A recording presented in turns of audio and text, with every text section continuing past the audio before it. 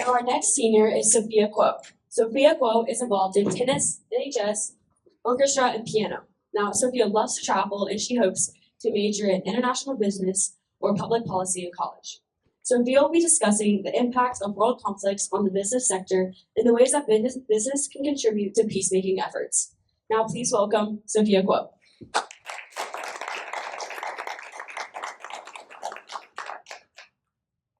September 21st. In 2001, the UN General Assembly established September 21st as the International Day of Peace, a day set aside for global ceasefires and riots. In 2007, Coca-Cola threw in their support for the September 21st Peace Day by producing a special edition can to fund the organization Peace One Day, which is a nonprofit dedicated to spreading awareness for Peace Day. Now fast forward to September 21st, so Peace Day, of 2023. A Russian strike kills 5 individuals in the Kherson region of Ukraine. That same day, a Russian airstrike on several Ukrainian power grids causes blackouts in the surrounding regions. So much for a day for global ceasefires, right? In this particular case, I would say that Coca-Cola failed to establish a long-term awareness of Peace Day. Considering the conflicts that continue to plague the globe, from the Russo-Ukrainian War to the conflict in the Middle East, it's clear that peacemaking efforts across the globe must somehow be strengthened. And in that sense, I think Coca-Cola had the right idea.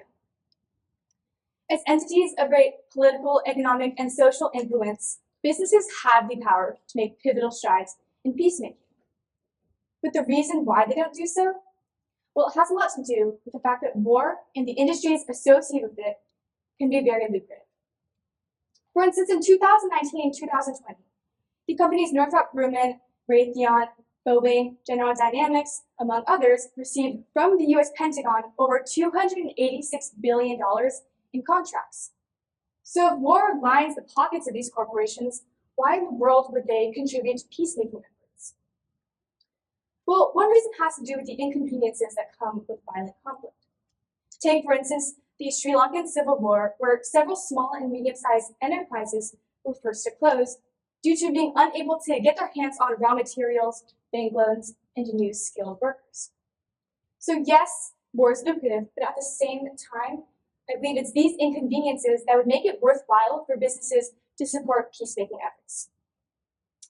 But for a moment here, let's just pretend that all businesses want to support peacemaking. The question is, how do they do so? To answer this question, I'd like to approach it from 3 different angles. First, the role of businesses during peace, then the role of businesses during the buffer condition, and then finally, the role of businesses during war. So starting off with the role of businesses during peace, which is the simplest of the 3. During peacetime, businesses should respect international law, they should engage in philanthropy, and they should offer job opportunities.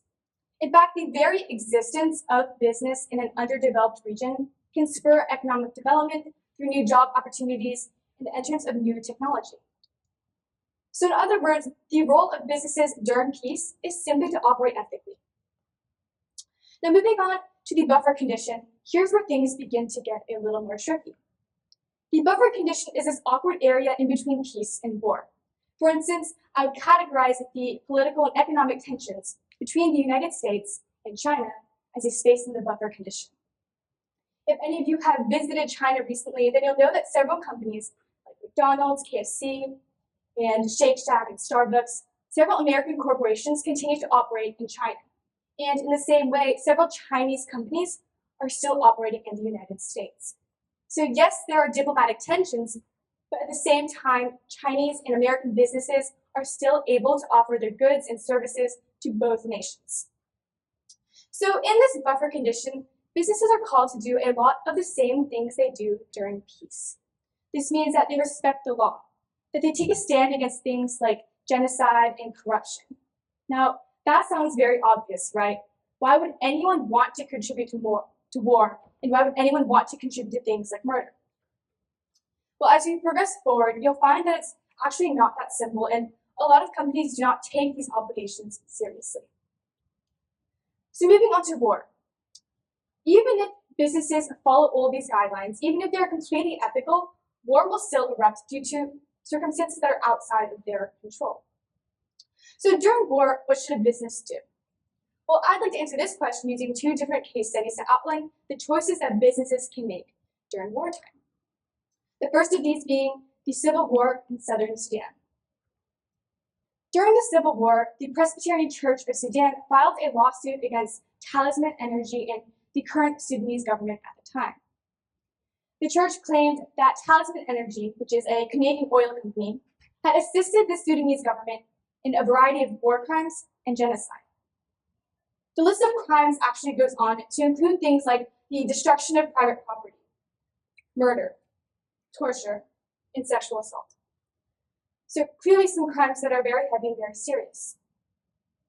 In this particular case, it's clear that Talisman Energy, being the corporation in question, not only failed to mitigate the tensions between a predominantly non-Muslim population and a primarily Muslim government, but actually exacerbated those tensions by contributing to the violence. So in other words, case number one is an example of what businesses should not do during conflict. Case number two provides us with a little bit more hope in the Russo-Ukrainian war.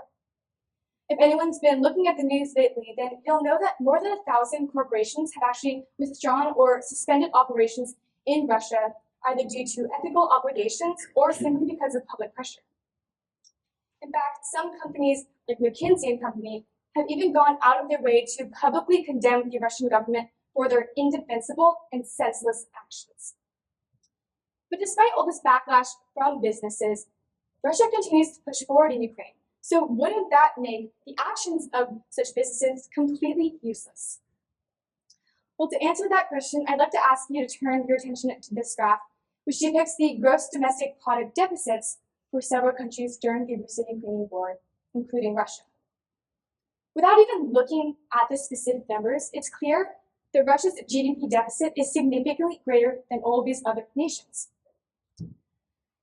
Economists use this data and they predict that the combined GDP deficit, along with Russia's existing economic burden, will ultimately lead to the end of Russia's campaign in Ukraine. So all this to say that businesses clearly have a great impact on international diplomacy, and they have a very pivotal role in peacemaking. But what does this have to do with you?